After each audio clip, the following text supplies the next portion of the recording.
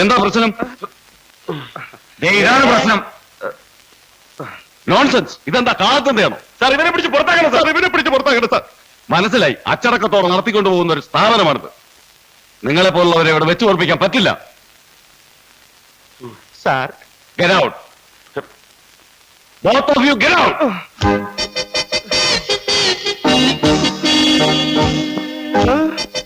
അയ്യോ.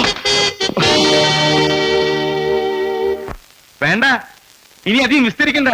അയാള് വിളിച്ചു പറഞ്ഞപ്പോ എന്റെ തൊലി ഉരിഞ്ഞു പോയി. നാണക്കേട്. കുറുപ്മാഷ മക്കള്. ഇനി നിനക്കൊക്കെ വേണ്ടി ഒരുത്തന്റെ അടുക്കലും ഞാൻ റെക്കമെൻഡേഷൻ പറയില്ല. എനിക്ക് മതിയായി. പോയിക്കോ എന്റെ മുമ്പിന്ന്.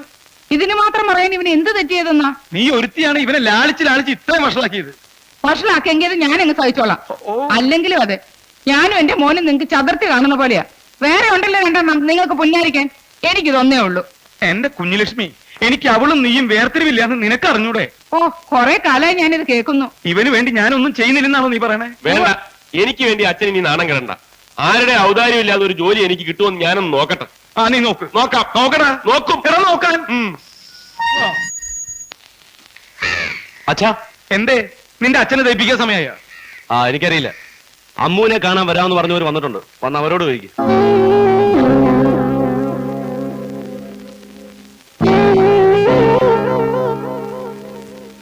നീ പോയിക്കോ, ഞാൻ എന്താ വരുന്നു.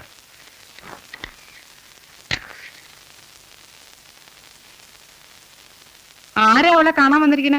കളക്ടർ? ചോദിച്ചത് കേട്ടില്ലേ? നാം ഇറങ്ങിപ്പോയോ? പിന്നെ ഇത്രയും നാളെ ജോലി ചെയ്ത് അവളെ മക്കളെ തീറ്റിപ്പോറ്റി. ഇനി ശ്രീധരമെന്നും പറഞ്ഞ 5 പൈസ ഇവിടുന്ന് കൊണ്ടുപോകാന്ന് വിചാരിക്കണ്ട. നിന്റെ ഖജനാവിന്ന് ഒന്നും വേണ്ട. എന്റെ മോൾക്ക് മംഗല്യഭാഗ്യം ഉണ്ടെങ്കിൽ അത് നടക്കും.